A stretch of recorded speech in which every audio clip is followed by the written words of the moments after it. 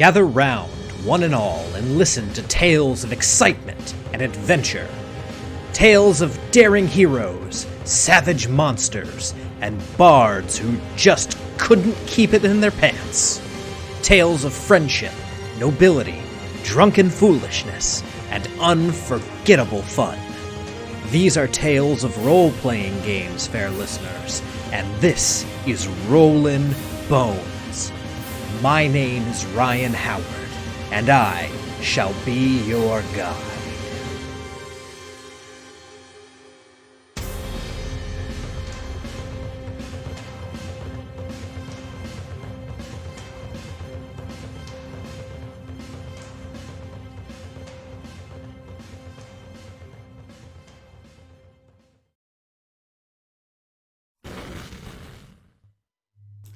Hello everyone and welcome to Rollin' Bones with Ryan Howard, your source for the best in RPG interviews. I am your host and king of the boneheads, Ryan Howard, and we are joined today by a creator who some of my friends have been begging me to bring on the show for over a year now, almost since the very beginning of this thing. People have been clamoring for this guest, so ladies and gentlemen, and by ladies and gentlemen I mean Josh Unruh, please welcome to Rollin' Bones the co-creator of Band of Blades, Stras Acimovic. There we go. How's it going, folks? Absolutely. And I have had half of a glass of whiskey, so thankfully that didn't hamper my ability to pronounce your name at least somewhat correctly. It's better than most folks, so, I'll take it. All right. Cool. Well, Stras, thank you so much for agreeing to come on the show. We're going to kick this off the way that we kick off every single episode of Rollin' Bones. I've got these questions here that everyone gets asked. So, Stras, let's begin at the beginning. How did you get into RPGs? Oof. Actually, it's a pretty funny story. I think it has to do with this box right there. So when I was a kid, I still remember we were actually not local at the time. We were living in India at the time, and my parents, they asked me what I wanted for Christmas, and they handed me this catalog, and I picked out Hero Quest, and it's this old Milton Bradley board game. And they told me that it was like expensive to ship big boxes or something. And they asked me if I wanted some other presents. I could get 2 of something else, but I was like, no. And they made me wait a year. And then when they showed up the next year, I was like, Hero Quest. And so they got it for me. And I ran it for some kids local there. And after we played all the adventures in that, I started inventing stuff. So I think a lot of my roots come from just, kids playing games and coming up with stories. Mm-hmm. And then I had but my actual first role-playing game that I ever played was a friend of mine out there. His brother actually ran first edition Warhammer in French for us.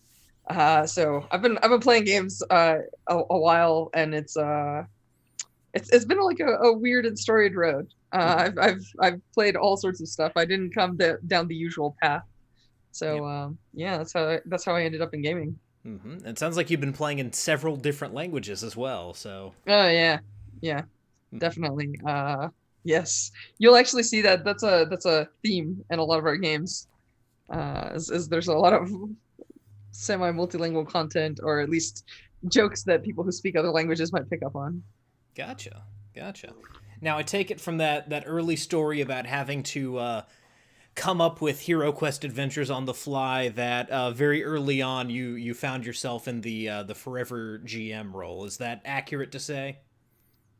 Yeah. I mean, I think you're saying it like it's a bad thing. I think that every game needs, both GMs and players. You can't have a game without both.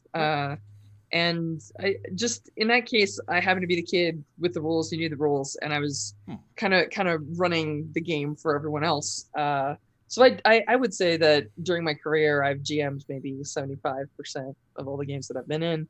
But especially lately, that's definitely not been true.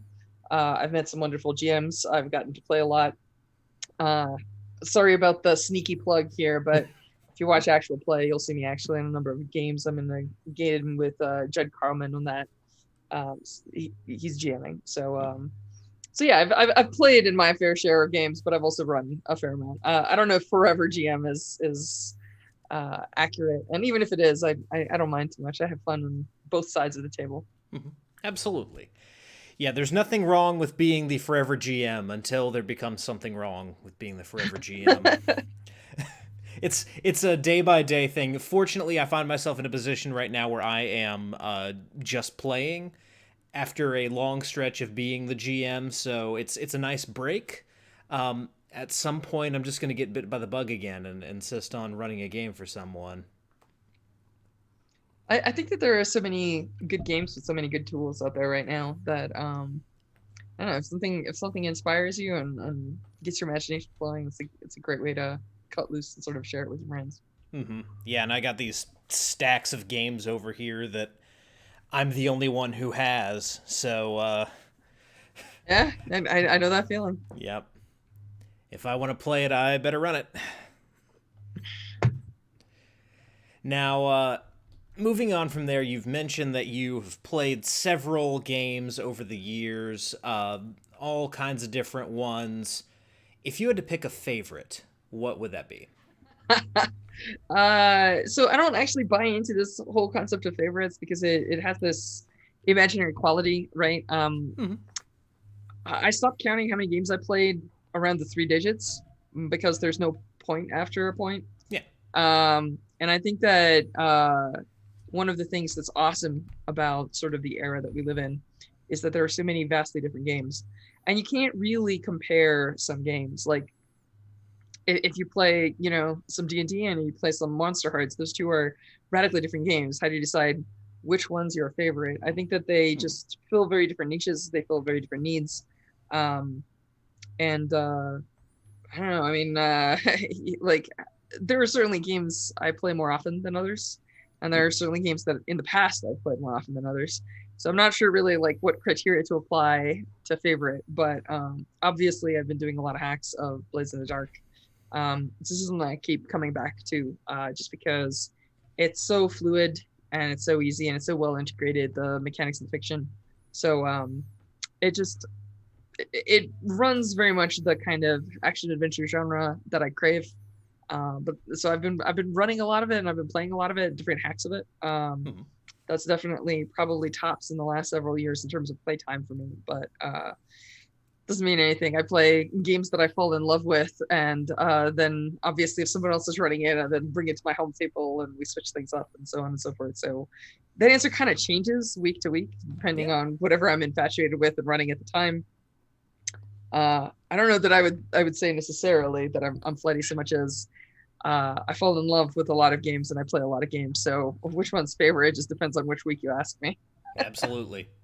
I'm familiar with the feeling. So Sorry, I've got a little fuzzy here. Loves attention. She's not sure why I'm not paying any yard. Go on. oh, what we have to name the cat or Elfie will get upset with me. So what's the cat's name?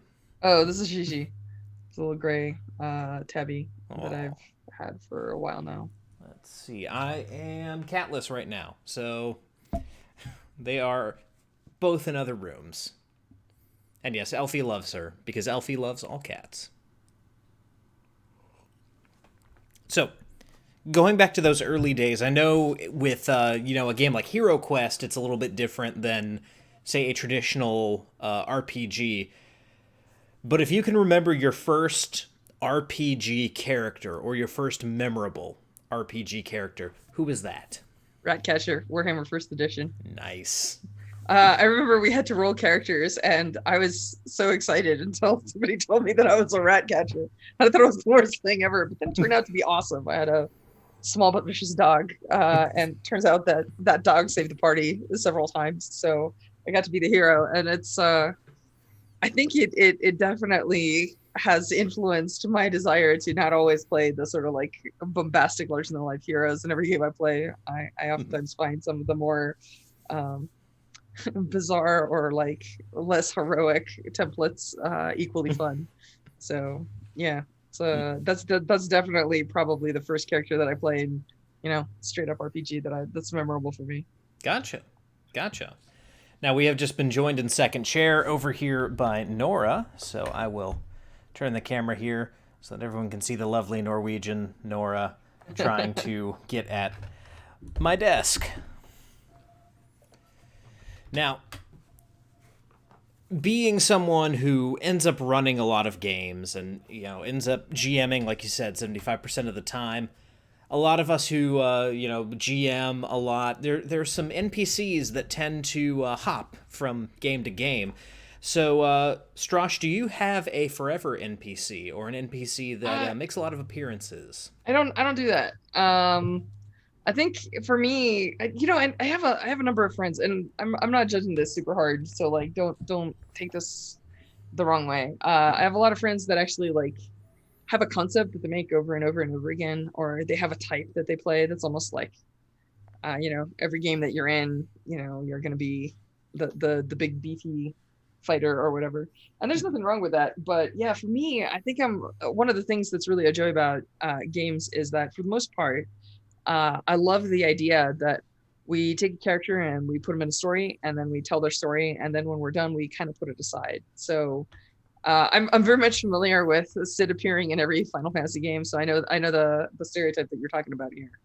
But for me, I don't actually have anything like that I necessarily glom onto or try to insert in multiple games. I feel like every game's a chance to come up with something fresh and new. Now, that doesn't mean that maybe I haven't gone to a specific trope once or twice, like especially after running so many games, but it's definitely not intentional. It's not something I look out for. I don't have stories of, an Elminster or a Bigsby or whatever. It's not my style.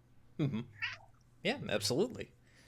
And then Inglewood Armory in the chat here, who's Josh, the friend of mine who's been lobbying really hard for me to get you on the show. One thing that he wants to point out that he loves about Band of Blades is the fact that the game itself has an ending, like you mentioned. That's very important to me. I would say that I only make two kinds of games. I either make games that are suitable as one-shots so that you play them and then you can stop anytime. Or I make games with endings. Scum and Villainy has an ending. Band of Blades has an ending. Every game that I play is going to have an ending. I think that that's actually very important. I think that one of the things that's unsatisfying about some like more traditional, like older school RPGs, your vampires and your pathfinders and whatnot, they just kind of have either this like kind of theoretical implied end that people just do not like. Gaming groups don't last long enough to meet, like a 1 through 30 campaign run. Mm-hmm. Those of you that have played that, I do not begrudge it to you. Congratulations, you have won. But like most gaming groups don't survive that many years. Oh yeah. And then a lot of times it's kind of unsatisfying, right? Because you play until stuff just sort of falls apart, and it leaves you in this like weird state where you kind of want to know the ends. You want to kind of see like what happens in the story. You want to know. And among other things, I think that like particularly as I've gotten older, and it's just one of the things that's part of my life, it's easier to tell people like, hey, it's going to be a bit. We're probably going to have to play 12 sessions, but at the end of those 12 sessions, the story will be done. Can you sign up for that? Like it's very upfront. It tells you where it is. It's not going to drag on forever. It's not going to drag on past the point where it's fun. Mm-hmm. And I think that that's like a really important topic, is that that there is an exit point, and that you're going to have a time to like do it, digest it, and then move on to something else. And I think that that's actually something that a lot of games don't talk about. And it's unfortunate, because if you don't teach people how to make satisfactory endings, or you don't help them, right? Like one of the things that I also believe in is like GM tools, right? And trying to help the GM to tell a good story, or giving them as many things as you can to sort of like make things easier for them.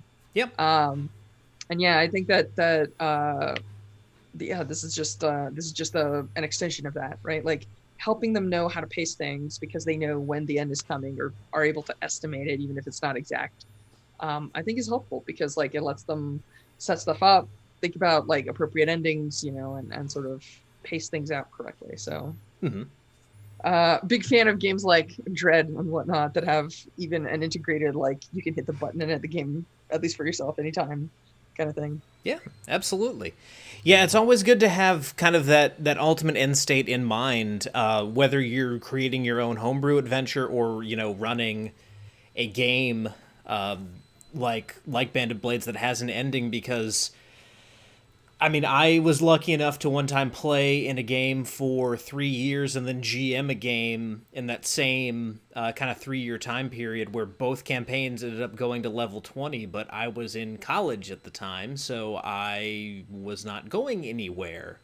Other people don't have that kind of time to invest in a single game, or, will lose focus and not necessarily want to stick with something that long. So yeah, having something with a definite ending that you can measure out is definitely a value proposition, especially in a world like we live in now where there are just tons and tons of games out there, all kinds of possibilities, and a whole bunch of fickle people like me who see things and think that looks awesome, I want to run that, and then after 6 sessions something else looks awesome, I want to run that.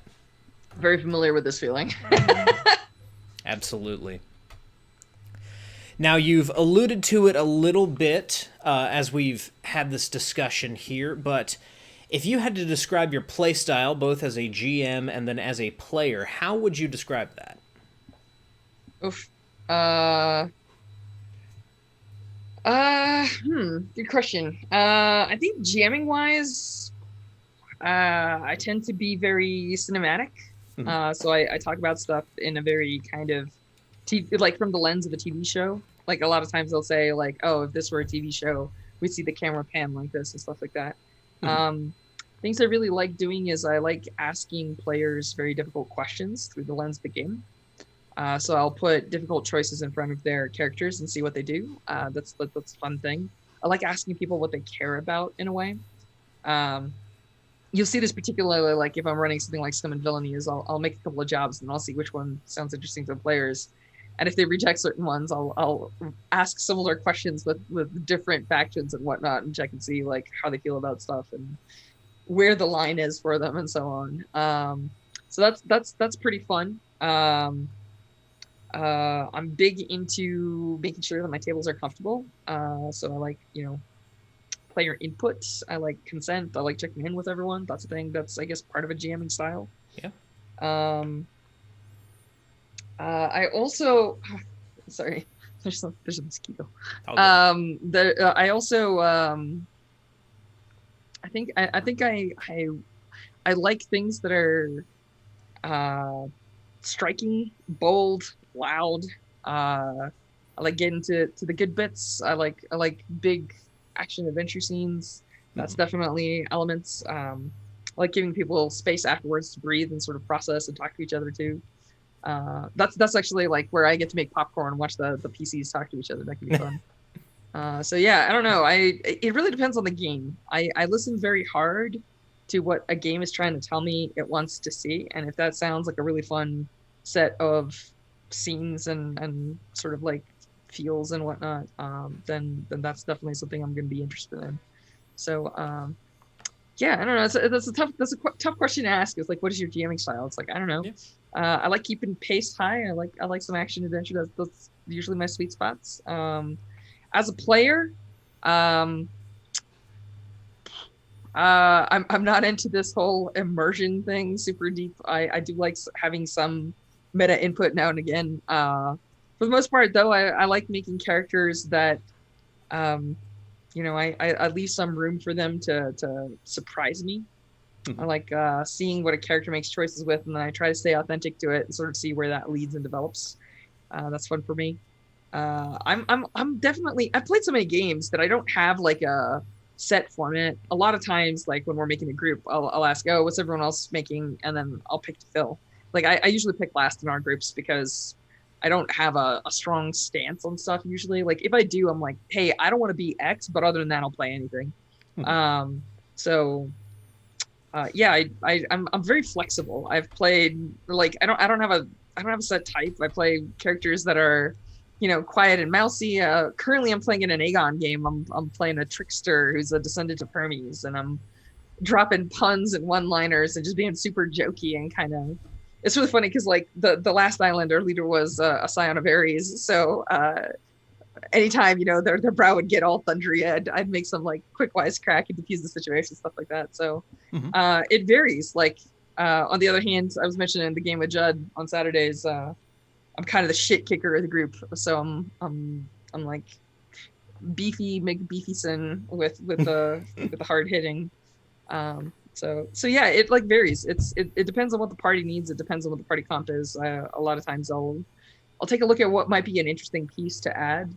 So like in that game in particular, we have like the claimant. We have a very talky kind of political, very like reserved like priest advisor. So I thought that we needed kind of like the more straightforward kind of face your enemies and go head on type to add Yeah. to the mix. So yeah, I you play enough games, you stop necessarily having a specific type. You just start trying different things. You get out of your comfort zone a little bit, and then that becomes your comfort zone. So you get out of that a little bit, and eventually you just end up playing all sorts of stuff. So Hmm. depends on the game, depends on my mood. It changes. I don't know what kind of player I am. Yeah. I'm afraid you would probably have more luck asking my GMs. They would have more input than I do. Hmm. Absolutely. Now, this next question can be a bit of a toughie because people who come on shows like this, people who make these games and put time and effort into this hobby, we all have a lot of fond memories tied up in being at the table. So I'm gonna ask you to pick between your children and tell me what your fondest RPG memory is. Hmm. Uh yeah, the problem is this phrase favorite. Like every game I play will usually have one or two gems, which one I remember on any given day is uh varies varies very deeply. Okay. Uh so yeah, I don't know. This is a you're right. This is a toughie because if you have like over a couple of decades of games under your belt, you have a lot of trouble trying to figure out which ones are better than others. I've had so many experiences. Like I can't I really can't tell you. Like Okay. it's not that I'm trying to be secretive. It's just that every week I It's play all in some good. stellar games. I have to admit, like the players that I'm playing with are just absolutely awesome. And Mhm. so when you're playing with top-notch players, like it's hard. It's not even about children. It's about just like when you try to reach back and you're like, which one shines brightest? You're just covered in this ocean of input where like you just remember a thousand different things, all of which seems to be like the best or super fun or great. Like, Mhm. so I can tell you stories about small slice of life archipelago games that I played, late night at Gen Con. I can tell you about, big bombastic battles in our home run of Band of Blades. I can tell you about even from decades ago, everything from like vampire LARPs to like D&D adventures to whatever. Like I've played so many games and I've had so many good games that it's just impossible to try and pick out the best or favorite. So Gotcha. sorry. It's all good. It's all good. Um, yeah, it's great that you mentioned playing with such great players. I mean I've had that experience with my Wednesday group. I'll say that even with Josh here in the chat. You guys are fantastic, and I love playing with you every week. It really is great to have those games where you're with all of those fantastic people. Everyone seems to have a place, and everyone has this thing that they do super well, and the stories almost blur together in that they're all so great and so fun. So yeah, that is a good problem to have, if indeed you can even call it a problem. Yeah, I don't know. That's the problem, but I Yeah. definitely, yeah, I agree. Now, speaking of problems, unfortunately, we've got to sink the airship a little bit because No. while we do play the game with all kinds of people, some of these people end up being our best friends, and we create fond memories with them. Some people we just don't click with, and then there's a certain subset of people that we end up sharing the table with who kind of ruin the whole experience. So, Strash, if you have a that guy story that you are comfortable sharing on the show, please go for it. I'm not gonna lie. For my friend group, I'm kind of I guess you'll call me the adventuresome one. I'm definitely the person that I go to more conventions than most of my friends. I'm willing to run for absolute strangers. I've had I've had many good experiences. Actually, a lot of the people that I game with now are people that I've met at cons. I have this tendency to stitch communities together. But I was actually super fortunate that early in my gaming career, somebody actually sat down and we had a conversation about agency and also about like it's like table culture and understanding that some things are table problems. So I don't actually have a ton of those stories because if I'm not jamming with someone, if someone's like throwing a wrench in the works and the game isn't working, I'll either talk to them or I'll just boot them or not game with them.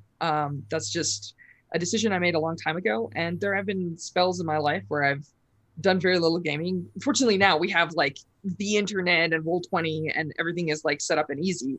But as recently as like 10 years ago, Roll20 wasn't around and that was just not an option. So like if you were in a town and, you weren't jamming with a group and it was the only game in town, you only had two options, one of which was don't play.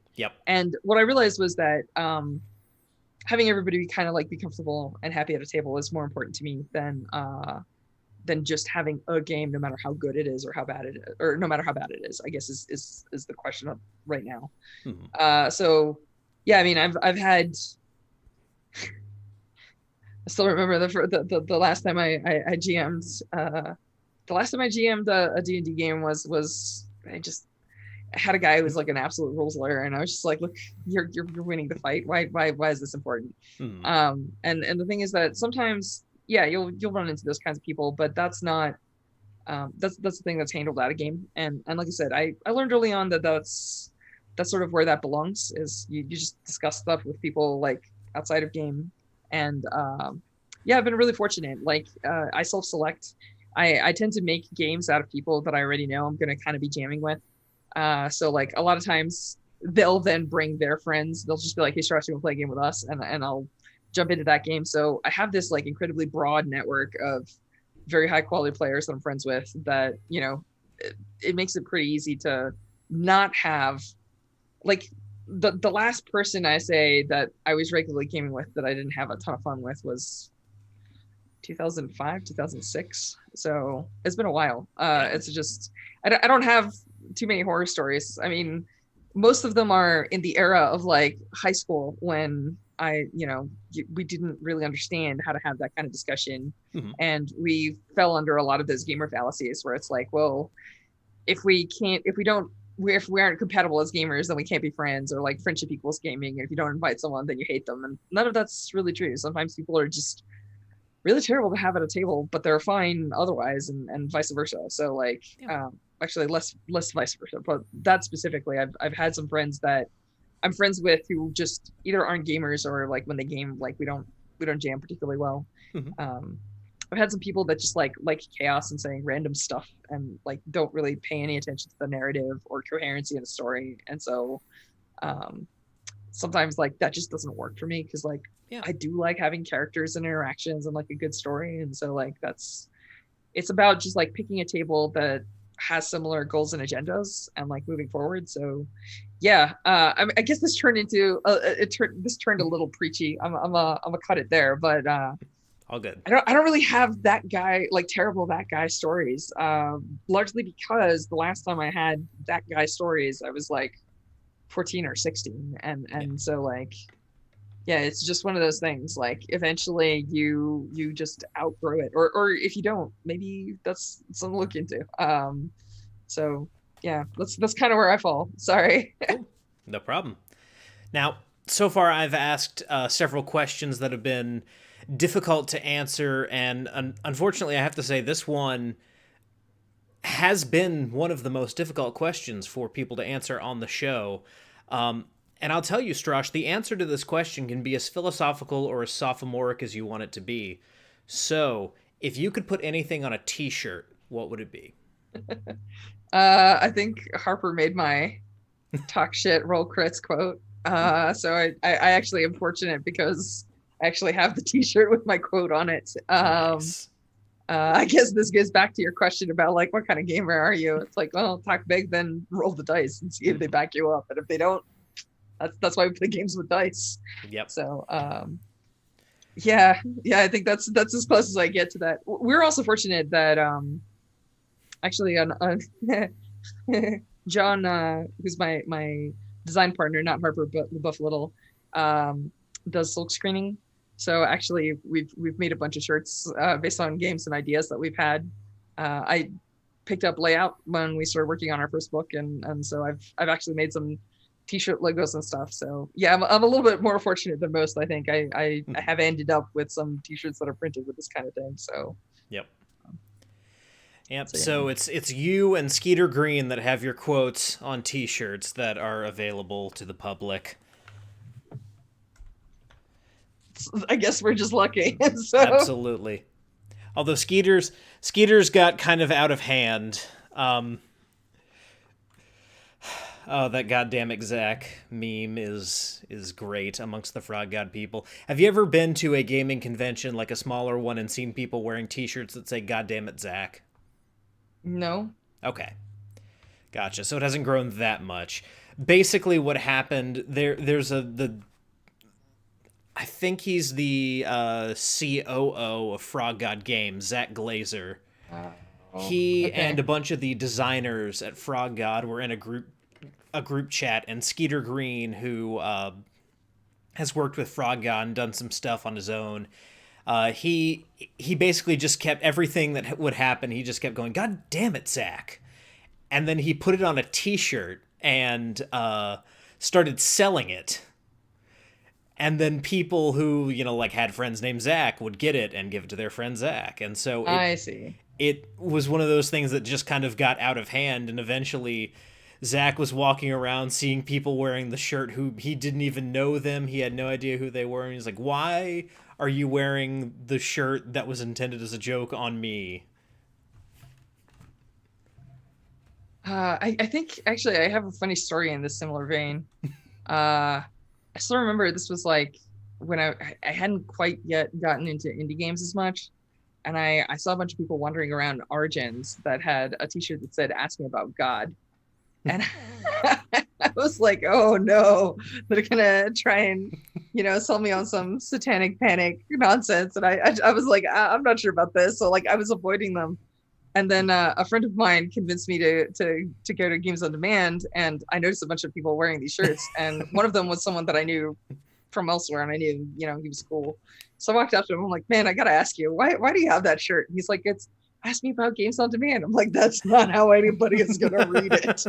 So yeah, that's a similar, sort of like, why do you have that shirt story? So yeah. Yep. Now, Games on Demand, if you guys want to maybe potentially get in hot water over copyrights, but have another great reference shirt like that, you could make one that says, "Tell me all your thoughts on Games on Demand." I don't actually know that reference. It's a song from the 90s by Dishwalla, Counting Blue Cars. The chorus goes, "Tell me all your thoughts on God." I see. Yep. I see. Yeah, it's probably not that litigious if you expand it. So yeah, I don't even know if that band's together anymore. So any Dishwalla fans or members of the band, feel free to get in touch with me and set me straight if I'm wrong there. So we are through the introductory questions. So let's dig into some of the stuff that you've done here. Of course, we have to talk about, the two big ones, Scum and Villainy and Band of Blades. So if you had to give just like a quick elevator pitch for both games to someone who's never heard of them, never heard of Forged in the Dark, how would you do that? What would that be? I mean, the back cover pitches are pretty solid. Scum and Villainy is pretty pretty easy. It's space adventures, pew pew, right? Mm-hmm. It's got strong roots in things like Cowboy Bebop, Firefly, just an old '90s anime cartoon called Outlaw Star. Yep. That's kind of big. It's a um, it's a game about space opera. It's a game about larger than life characters living in kind of like an edge sector of space and trying to make ends meet. You're kind of a semi-criminal crew in space, and you're going to get involved with factions more powerful than you, get in trouble, make some enemies, make some friends, and see sort of where the winds take you and how you can affect the galaxy. That's pretty much it. Band of Blades, very different game. It's military dark fantasy. By military, I mean you're playing the remnants of a company after a failed war. It's dark because it has a lot of horror elements to it. It's got undead and dark magic and terrible things that are arrayed against you. And obviously it's fantasy because I said the word magic, but it's very low magic. It's very much like people sort of like in the mud with grit and like dealing with stuff, not having a lot of magic on their own side. And so, yeah, that's, they're very, very different games. But yeah. Gotcha. That's the pitch. Awesome. And to get just kind of on the subject of Band of Blades, it's interesting that you mention horror being a kind of a big part of Band of Blades, because they're really, honestly, even if you take away the monsters and the dark stuff and the magic that even you and your soldiers don't have in a game of Band of Blades, the ultimate horror concept is this idea of being outnumbered and surrounded on all sides. And honestly, there's very few things in life more horrifying than that feeling of isolation. So it's definitely interesting that you bring up the horror concept there. There's this thing that so I have to blame my design partner for some of this. My design partner really likes asking a lot of questions before we start designing a game. He'll really kind of dig into stuff. And one of the things in particular that we had discussions about before we worked on Band of Blades is sort of, there's 1,000 fantasy games out there. What makes this one different? Like, what are you pulling on? Why is it important? What do we need to put in? What's kind of like the beating heart of this? And one of the things that I talked about is the fact that there's actually a fair amount of military games out there, but very few of them tell the kind of stories that, I sort of grew up hearing from my family and sort of like integrated into my memories and sort of what I studied. And a lot of this comes from like World War I, World War II. And it's particularly in Europe. And this makes a very different, this makes for a very different story, right? Like one of the things that people keep asking me, and I keep telling them that's not this game, is they're like, all right, so this seems very grim and dark. How do we make it like heroic? How do we be the heroes? How do we like go up against the Cinder King? And I'm like, that's not this game. You clearly don't understand where this is coming from. So let me suggest some other games. There are plenty of games out there that'll help you tell that kind of story, but that's not this one. And so, so yeah, I think it's just, and for me, I think that war has a lot of horror, but I think that it helps to be like one step removed. I think that a lot of people, of course, get like historical panic. I know I do. I hate playing games that are set in an actual period of history that, particularly if you're playing with someone that knows a ton about that period of history, it's it's one of my nightmare scenarios. So yeah, this in particular, like the fantasy element changes everything. It means that decisions that you make aren't already like locked in historical fact. And it helps kind of like take a step back. We're pretty straight up in the text. We talk about how the enemy generals each have themes. Many of these themes are horror themes, but many of these are also like historical themes, like, authoritarianism and fascism and things like that. And so, so yeah, like you get to decide what you want to put in your game. You definitely need to talk with your table before you put it in the game. And I think that, actually, while I was writing it, one of the things that I discovered was I was actually talking to John about this, is the fact that I grew up with a lot of European fairy tales in my childhood memory, and so a lot of my fantasy ends up being darker, just because that's kind of like the kind of stories that were integrated into sort of like my core fantasy milieu, my tone, my whatever you want to call it. And so that's something that when I put in the game, I was like, oh, actually, I kind of see where some of this is coming from, because like if you read a lot of like the grim fairy tales and stuff like that, a lot of them end up being not very happy or funny or lighthearted. And so yeah, it's just something that consequently I kind of brought to the game. And so yeah, that's where a lot of the horror elements come from. Absolutely. Do you know Luca Reyes at all? Not off the top of my head, no. Wizard Thief Fighter. That's what he is on Twitter, and that's his website, his company. I'd have to Google it. I don't know it off the top of my head. Sorry. So the reason I bring him up, he's Slovenian, and a lot of that same approach I see a lot in his work as well. Just the kind of European folklore aspect, kind of making things a shade darker, and how that informs games. I definitely I see that a lot in the games that you've put out, and it seems like you and Luca could have some interesting conversations around how that informs your writing style. I'll definitely have to look them up. Yeah, that's you'll see that a lot and sort of like regional stuff over there. I don't know how much you follow like RPGs that are from overseas. Only a little bit. I'm only really familiar with the stuff that comes out of the UK, and then like Free League stuff from Sweden. Okay. Yeah. There's actually a lot of interesting RPGs that are starting to happen all over the place.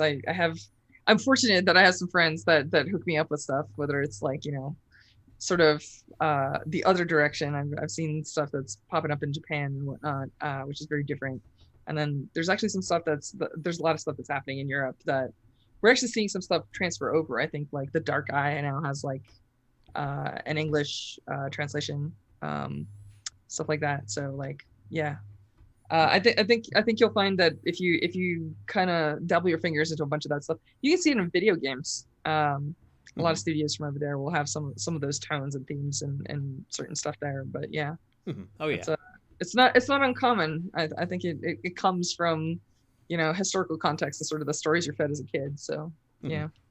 Yeah, and a lot of that's actually getting some cool, mainstream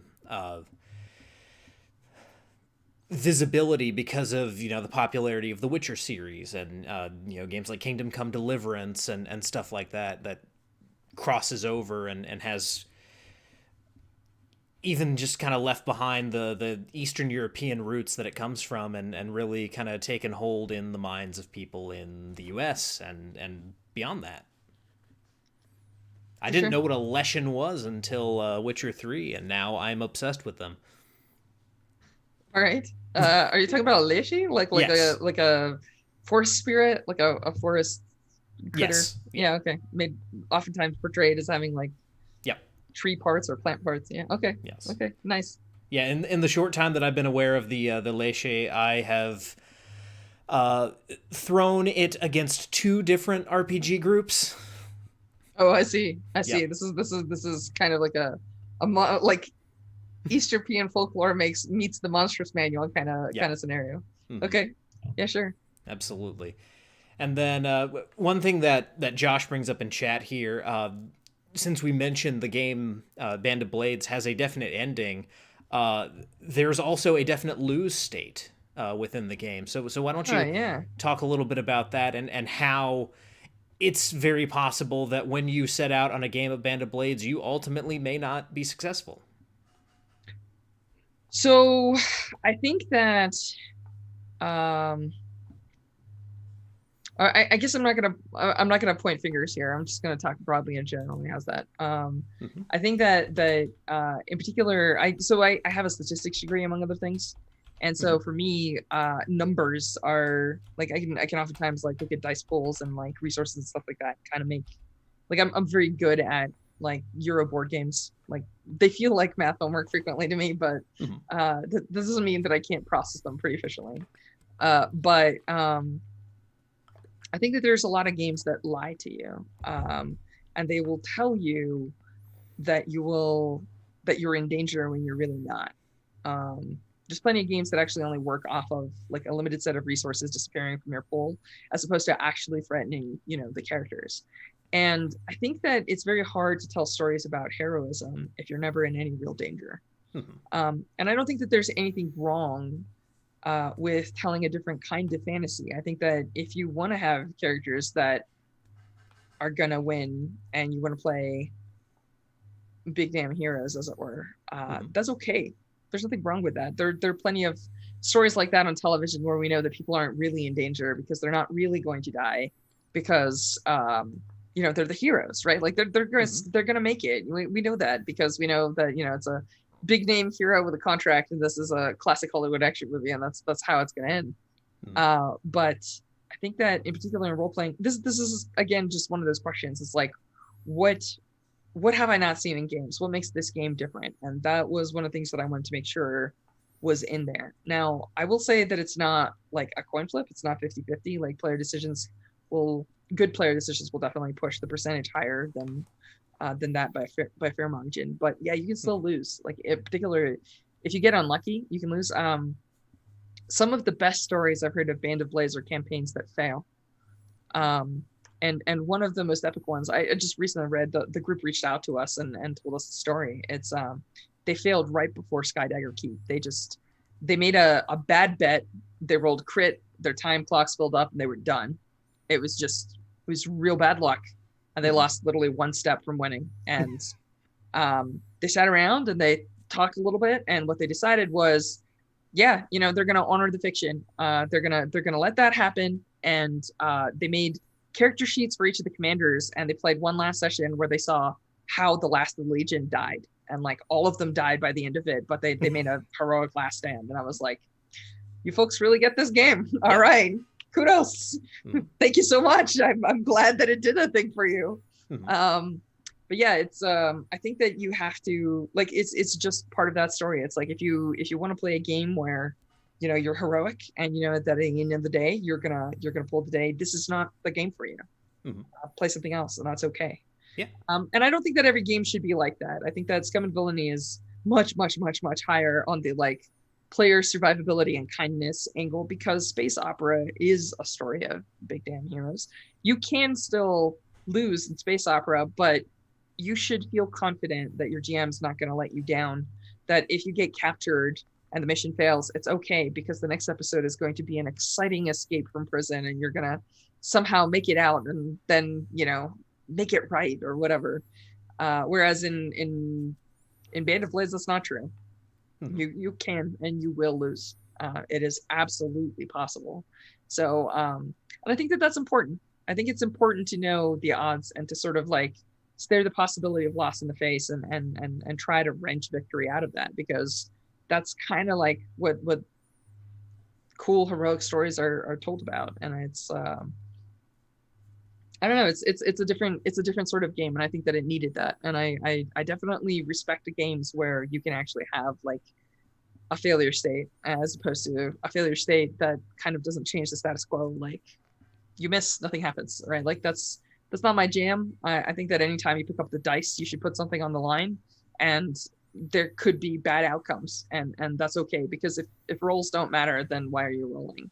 And so Mhm. that's the kind of game I gravitate towards. This is the kind of game I tend to design. Um, yeah. Yeah. Absolutely. And even like taking a step back, even from the creative side of things, which is uh, definitely like a major driving force behind this. Even if you just look at the RPG market purely from a market standpoint, to make another fantasy game, even a lower fantasy game where you have heroic characters, is just one more of those. Whereas on the other side, what you're looking at with a game where you're not heroic and there's a good possibility that you're going to die, there's a much lower number of those. So being able to make noise in that direction and draw attention to that kind of storytelling, and to encourage people to, kind of change their mindsets when it comes to gaming is really kind of a brilliant thing. Even coming at it from the creative side and kind of backing into that particular factor of making an RPG like this. I have to admit, I'm actually really bad at kind of understanding marketing slash trying to design. I don't design games sort of like for. I don't think I do think about the audience in the sense that I make a game for a specific type of person. Yeah. And I think I specifically make games for me. I play game. So one of the things that I tell anybody who's thinking about getting into game design is don't try to be an artist. Don't like necessarily try to make a game that's not fun to play, because if you want to make a game that's worth like playing, you're probably gonna have to play test it. And if you're gonna play test it, chances are you're gonna have to run it. So you should make a game that A, you like to run, and B, that you like to run 100 times, because you're gonna be play testing it a lot. And if you go to a con, people are gonna want you to run your game and whatnot. Mm-hmm. So like, I make games that I like running. I make games that I like seeing people play in, and I make games that are fun for me. And I happen to be fortunate that some of those games are also popular with other people, because I tried making games for the sake of like where I tried to anticipate what a generic gamer might want, or like think about markets and stuff. And what ended up happening is it turned into a job, and I kind of hated it, and I stopped wanting to make games entirely. So then I threw that in the garbage can, and I just stuck with what I know, which is like make a game that's fun. And if you happen to make choices that people don't like, it's okay, because not every game is for everyone, and there's hundreds of games out there. So just pick whatever you like. And I'm not going to judge you if you don't like my game. There's a very famous, there's a comic book author I really like who kind of slammed one of my games, and I was just like, it's cool, you don't have to play it, still like your comics, because I think at the end of the day, what's really awesome about gaming right now is the fact that there's a game for everybody. And so yeah, I wish I could tell you that it's a sneaky marketing decision and how we were super clever and all this stuff, but no, it's just I really wanted to make this game. And then my co-author was like, okay, what's exciting about this game? And he helped me kind of like pick out the pieces and kind of narrow it down and make it really focused and sharp. But for the most part, it's just, I listen to a lot of metal music. So, you can see like, oh, okay, there's some elements of that in this one. And there's, other elements of different things in this one. And it's just whatever I'm kind of, there's a lot of games that I start making because my group at home says, hey, we kind of want to play something like this. Can you make something like that? And I'll just slap a game together, and we'll have a game in like a week or two. And so this one though was a little bit of a passion project. It's something that I thought about a little bit before, but yeah, we kind of sharpened it and kind of figured it out and got the details right. And so went from there, but it's definitely not because it's what the market wants. I can promise you that it's not the kind of thing that I worry about. It's the kind of thing that my publisher might worry about, but I just make whatever it is that me and my groups want to play. So, yeah, and honestly, that's the way to do it, because the best RPGs is a business where your passion very much shows in the work that you're doing, and if you are, let's just to use an example, I love the movement of OSR, so I'm not crapping on anyone here. But if you just kind of do an OSR game because you realize that is selling popular, Pan-Atheist, thank you for following. If you put something out, like if you put out a 5th edition rule set or something like that, just because that's what people are buying, not necessarily because it's something you yourself want to do, it's going to show through in the text. Yeah. So it really is a matter of, finding what you're passionate about and putting that out there, even if the audience is, 20, 30, 15 people who, are just really into this idea. At least someone, liked it and saw your passion in it.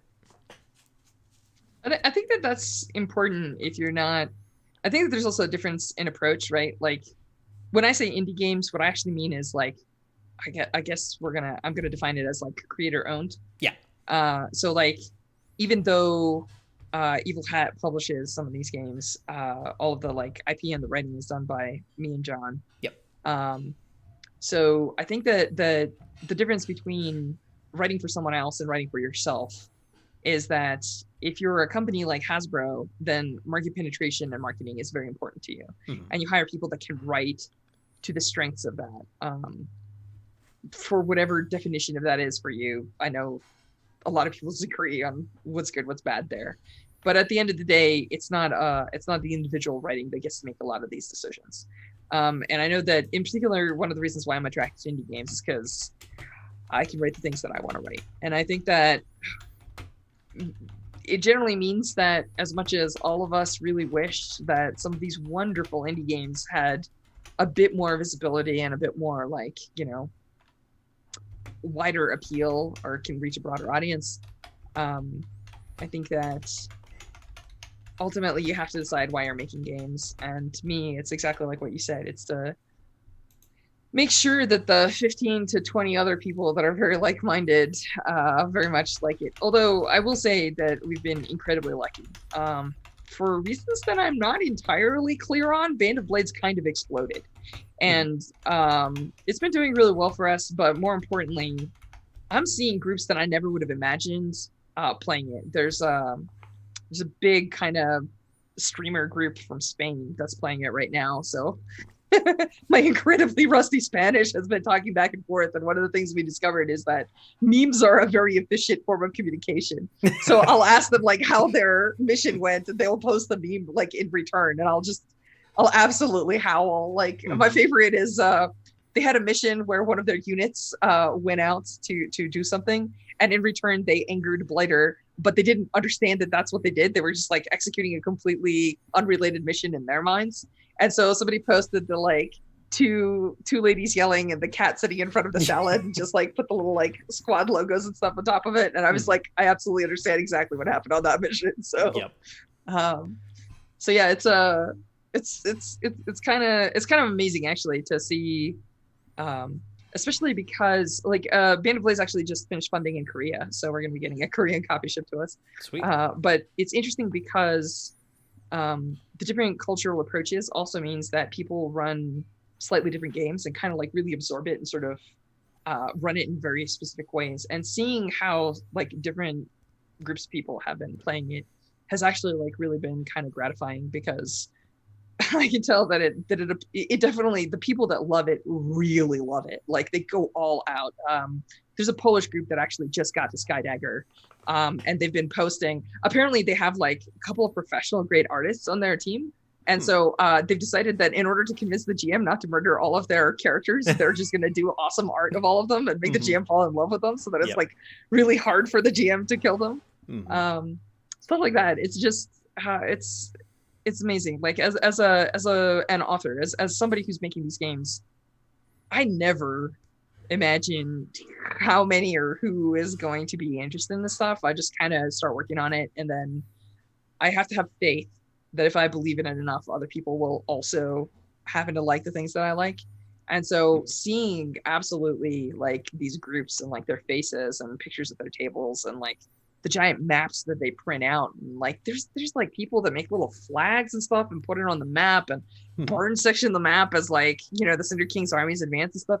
It's wild. Like it's stuff that I could never have imagined. And it is the single most like gratifying thing, right? Like you suffer a lot making a book, and at the end of the day you're like, was this worth it? And the moment you see some of those photos, you're like, oh, absolutely. There it is. That's all that I wanted, is somebody gets this the way that I get it. It's like making a painting and not being sure if people are going to feel the things that you feel, and like it's like that. It's like seeing these groups playing this is just, it really warms my heart. It means a lot. It means a lot. And the photos shared are kind of amazing. Yeah, and you just know with a game like this, there's someone out there who's got their Grognard army set up on their map, and they're using one of those like unit mover stick things that you see in World War II movies to move their units around. And Josh just brought this up in chat. the way that this game came onto my radar is long before I started gaming with Josh and that group. They were running I believe it was a Pathfinder game that basically ended up with them in command of an army, and Josh noticed a lot of parallels between what you have set up in Band of Blades and what ended up happening with his world. And so he's getting ready to run, like he says in chat here, a homebrewed reskin with the characters from that old Pathfinder campaign in the position of the commanders, dealing with what's going on in Band of Blades, again with just everything kind of switched around to fit the lore that they're in. And so there's a lot of cool potential for stuff like that. If you find that your campaigns take kind of a military bent to them, and you find yourself in dire straits, I feel like this is definitely something that you can use to change it up, even just using the mechanics and the scenario, and changing the names of the units and stuff like that. I feel like that gives this game a lot of good utility. I think you'll see that actually we kept some of the stuff like really simple. So like a lot of the undead generals and their units are basically just fictional. We don't have stat blocks and stuff like that. So swapping some stuff out, I think is probably easy. But more importantly, one of the things that we really wanted was for people to be able to kind of put their take on it. Like there's certain things that are factual about those units, but there's a lot of stuff that comes from sort of like interpretation and like kind of how the GM sees it. So I think that lends itself pretty well to some of the stuff that you're talking about there. I know the guy that did our website, Randy Ost, he's running just a book series I haven't read. So anyone that's a fan, please forgive me. I haven't. It's not that I hate it. It's just that I've recently gotten introduced to it, and I have piles of books to work through. So I think it's called Black Powder Mage series, or like Black Powder Mage Fantasy or something like that. And he was really into those books, and then he discovered that like it's a really good fit. So I know that he wrote kind of like a reskin that utilizes a lot of that world and whatnot. So yeah, I've heard of a couple of people doing stuff like that. It's interesting. It's hard to have common ground to talk about, because like obviously if you're playing in a completely different world and I only know the core Band of Blades rules, we don't have a lot in common to chat about. But it's it is a couple of times I've seen people do some stuff that I'm just like, interesting. Okay, they're like, cool, you're making that work for your game, which 2 thumbs up, do the thing. So yeah, gotcha. Now this game, and then Scum and Villainy as well, they both kind of come out of another game that we've talked a lot about on the show. I've reviewed it. I had John on a while back. That is, of course, Blades in the Dark, and you've mentioned coming back to different Blades in the Dark hacks. Do you have kind of a wish list of things you want to see come out of this kind of Forged in the Dark imprint, or of different genres of games that could spin out of what John has there with Blades in the Dark? So I've actually written kind of like blog posts and stuff about this. I think that the power of Blades in the Dark is sort of this wedding between fiction and mechanics, which I think is super important. Most of the hacks that I've seen actually cleave very close to core Blades in the Dark. Some of them are just reskins with like just a tiny sprinkling of something. Some try to go a little bit further afield, and I think this is sort of like the early post-apocalypse world era, where one of the things that I try to do with my designs is sort of showcase some of the steps that you can take to like move away from Blades in the Dark. I think that there's a lot of people actually that tell me that they're like, oh, Scum and Villainy is just a reskin. I'm like, no, it's not. But one of the things that I came to realize is that a lot of our bigger changes are kind of cloaked. Like we use a lot of the same formatting.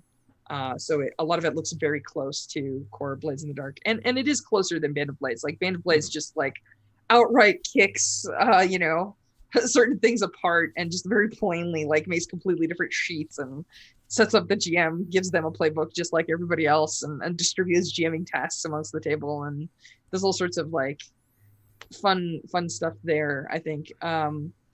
As for what I want to see, that's a really tough question. I think it goes back to I think what I want to see is stuff that I don't know that I want to see, because what I get a lot of joy from is just like reading something and being like, oh, I never would have thought about that. That's a really cool idea for a hack. I'd love to play that. Hmm. And so like sometimes you see stuff that you're kind of like, oh yeah, that's probably, yeah, I can see how you could do that. And sometimes those are great hacks too. So like there's no slams, but it's tough to have a wish list because my wish list is stuff that I couldn't think of myself, Hmm. which is kind of a cop out, but it's true.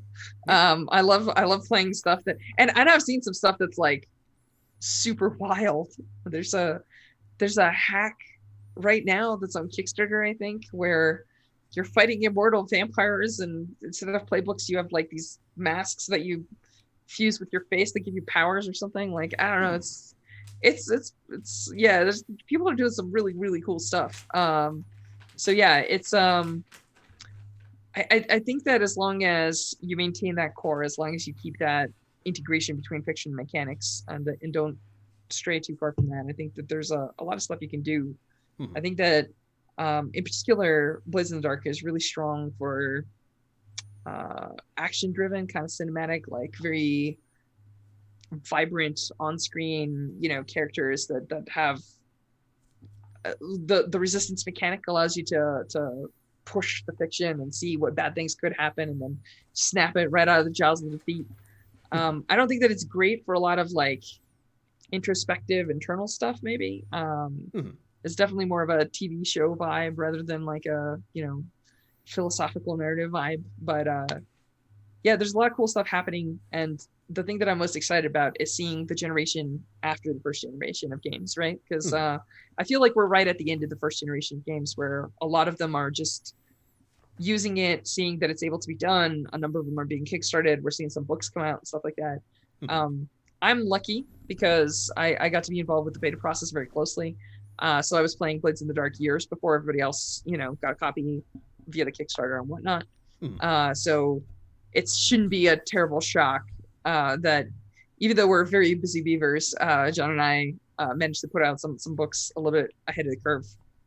So yeah, I'm just excited to see what folks are doing. I think that, like I said, we're in the middle of that first wave where we're seeing a lot of clones and hacks and people experimenting with different stuff. But I expect that the second generation, the next iteration of this, is going to push limits and break rules in ways that I couldn't anticipate. I'm going to see, what like we've seen this with things like Apocalypse World, right, where like the first couple of generations are very very similar to the core, and then it starts going more and more further afield. And in particular, as people like add new mechanics and solve certain problems, like other people reuse those pieces to make new stuff and then add their own. And so just like the progressive growth of design, the progressive sort of like expansion out there is really what I'm excited for, is seeing all of the cool ideas that people are throwing out there. Yeah, it's actually a super exciting time. I don't know if it's a big movement yet. I don't know if it's there's a lot of people that tell me that it hasn't quite taken off as much as some other things, but I don't know. I see a lot of activity on the forums. I see a lot of activity in Discords. I'm seeing a lot of games getting kickstarted. So like, I don't know. We'll see where this ends up. Like, sure, PBTA has like, is it 5-10 years on Blades, but this stuff is cooking, and there's some really bright designers that are taking cracks at it. It's always just time and familiarity, right? Like, if you play a game, sometimes it'll just like Galaxy Brain, and then you'll just immediately want to make something of your own. And sometimes it takes a while, like just until you internalize the mechanics and play through some stuff, and then your home table wants to play something weird, and you just glue it together, and then you start adding systems that match that idea, and then all of a sudden you realize, oh, well, I have a little bit of a game. Maybe I'll publish this. I don't know. Yeah. So yeah. Absolutely. I mean, Josh mentions Pirates, which seems like a pretty good. I'd be hard pressed to imagine someone not already trying to jump on that and make some kind of Fortune in the Dark Pirates game at this point. Seems pretty tailor made for that.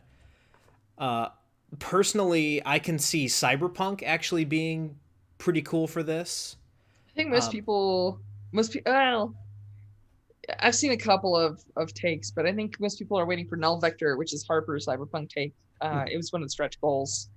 I know it's in the pipeline somewhere. Just Harper's a very, very, very busy person. Yes. Plus, the apocalypse is happening, which kind of kills the productivity of a lot of people. So no blame there at anyone. But yeah, I know it's been tough on my end as well. John and I were putting out like 1+ small games a year, and now it's a little bit tougher to do that kind of stuff. I'm working kind of on a big game right now myself, so we'll see.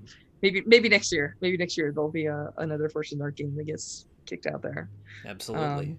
So yeah, but I think a lot of people are waiting to see kind of what happens with Null Vector. But I know that there have been other kind of cyberpunkish games that I've had hot takes done in that style. Different hot takes, like everything from Hello World to I'm not gonna remember the name now. But it's I think cyberpunk is pretty well suited. Maybe with 2077 coming out in November, we'll see both the people that are trying to make old cyberpunk games anew and people who are angry at old takes on cyberpunk having new cyberpunk takes anew. So I'm excited to see what kind of happens when there's that big sort of, I don't know, I guess when the term's in the zeitgeist again. I'm not sure what to call it. So I'm expecting we'll see a bunch of cyberpunk hacks probably next year. Yeah, absolutely. So. And then two that seem kind of obvious to me, but I don't know if anyone would actually have put the time into making these. A Wild West version, a Forged in the Dark Wild West game I'd be down for, just because I love Western stuff. And then, and this one someone's probably done, has to have been, because it's so close to the original idea, but like 1930s Prohibition Gangsters also seems like a layup for this. I'm checking. If you're looking for a Weird West game, I think A Fistful of Darkness is out there, and there's a couple of other ones. Well, I mean, I'm a huge Deadlands fan, so if I want my Western fix, I will force someone into playing Deadlands. And you mentioned not liking playing super historical games with people who know the history. You would hate my Deadlands games. It's a little different, though. Yeah, Deadlands has some other troubles, mostly from the era in which it was written, and some hot takes on cultural stuff from that particular time period. But it has been updated though, and a lot of that stuff has the Kickstarter for the Adventures Edition ended back in May. The PDF for the new updated version is up now, and basically within the meta of Deadlands, the Civil War ended in 1871, so a lot of that stuff is gone by the time of 1886 when you're actually playing the game. Maybe I'll check it out. I played a lot of Deadlands. Oh, it was a long time ago. Actually, I wouldn't say a lot. I played some Deadlands, and there was a card game that was associated with Deadlands. Yep. So I'm familiar, but I never really got into the. I think there was a D20 version. Back me up on this. Yeah, there was a D20 version. Yeah, I kind of avoided that one, and I do have a copy of the. There was an in-between one using the my brain these days. I haven't played a lot of this, but it uses it's the other I forget, but there was another version using a different game engine that happened in between, and I know I backed that one, but I haven't seen it. I haven't seen this latest one, so maybe I'll have to check that out. But there are actually a couple of Weird West or Wild West PBTA takes that I've seen. I don't know if I've seen specifically Prohibition era, but I know that there's a couple of like moonshiners, kind of rum runners, sort of like stuff that's out there. Copperhead County is the one that I'm thinking of off the top of my head. Yeah, there's a lot of times when people are like, what would be great? And I'm like, there's already like 3 of those. Yeah. And it's like, check out these, see if any of them fit your palette. And if not, you probably had them pretty closely, like directly across, without too much effort. So yeah, I don't know that I've seen exactly gangsters. I know that there was a Italian mafia, um, dueling mafia stretch goal that actually some Italians were going to write. That was on the actual Blades Kickstarter. I don't remember if there is like an early draft of that out or not. Gotcha. Um, so yeah, there's actually a shocking amount of Blades hacks. It's just their biggest problem, I think, is just that a lot of people haven't heard it. But I think that because I'm so involved with the community, I'm kind of keeping track of that. Yeah. So like I happen to like I'm like, oh, do you want a Weird West Blades hack? Check out Fistful of Darkness. So you know, it's one of those things where yeah, there's a lot of ideas that have already been processed. And Now, actually, I'm curious to see what you know if you were to make a hack, what that would look like.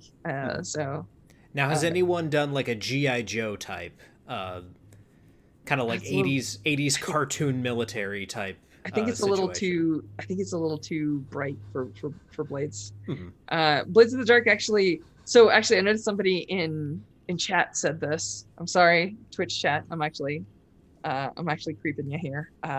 Somebody said like depowered by the apocalypse. Actually, I want to set the record straight. Blades is a PBTA game.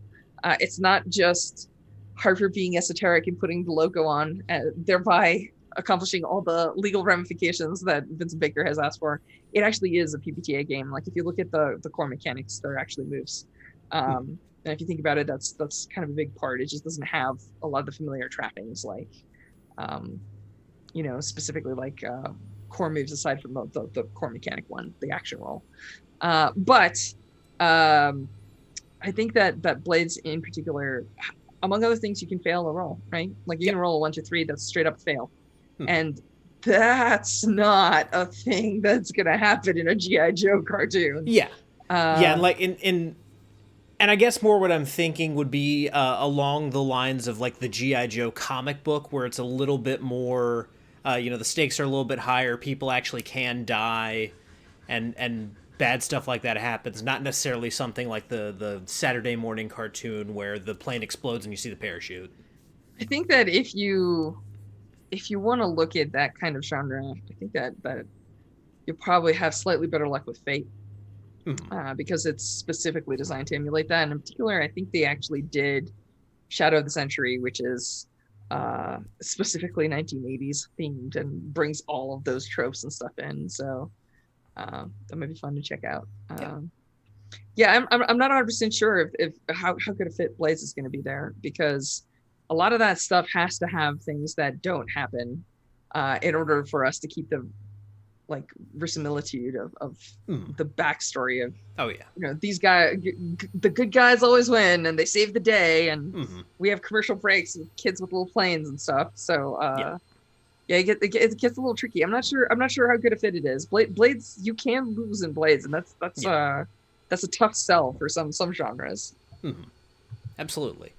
And I could see someone taking kind of a darker spin on GI Joe, and I'm even right now trying to think of like the core concept of how to get a GI Joe type concept into the Blades formula and make it where those stakes are high, where you can lose, where you ultimately, you know, Cobra will win if you screw up, and the consequences are more dire than just, you know, it looks like we're going to lose right before we go to commercial or something like that.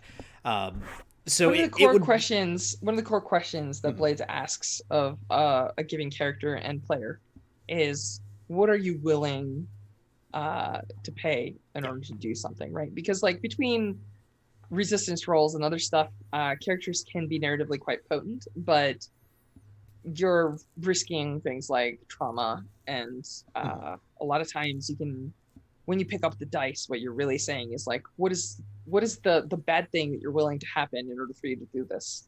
And I think that's in the in the 4-color universe of Saturday morning cartoons. I think that's not necessarily something that we see as a question asked very often. Right. That might be a question that's asked on something like Gargoyles, but those dark Saturday morning cartoons are kind of rare. So I don't know. Absolutely.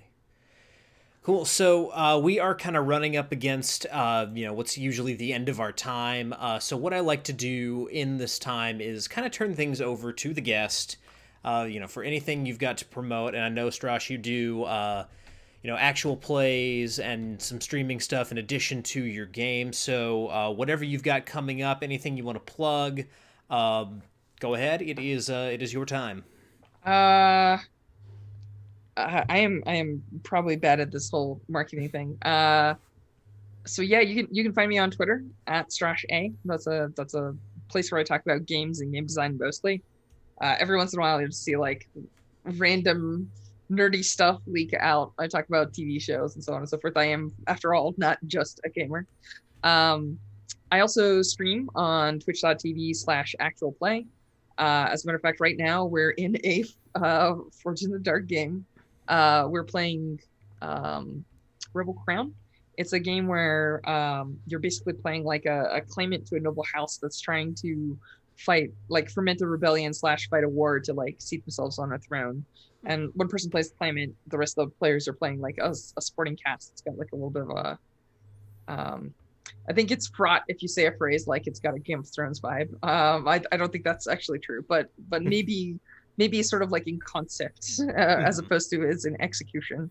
So yeah, we're playing that. It's pretty fun. Judd Carlin's running. I've got like a couple of great players that are with me. Lauren and Luke, both stellar players. I think actually Lauren's in chat. And yeah, so if you're interested in something like that, check us out. We play different games. Like I tend to stream Saturday nights, but also stream various other shows on actual play. So yeah, that's that. I guess the only thing that I'm gonna say is I'm working on a new game. So if you follow me on Twitter, you may hear me occasionally talk about it. It's called Spell and Blade.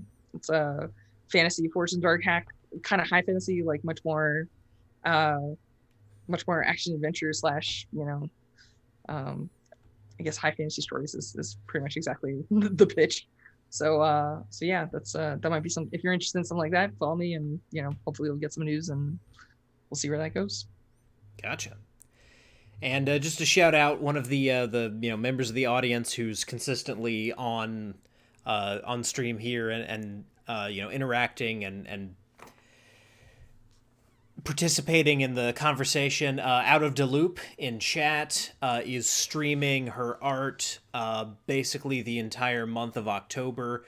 She's been streaming multiple times per week, so if anyone wants to see some cool drawings and interact with her as she's going through some of these Inktober challenges that people have been doing, Out of Deloop, as you can see in chat, she is doing all kinds of content. The other night, she drew Fantasy Costco, which we had a long discussion about,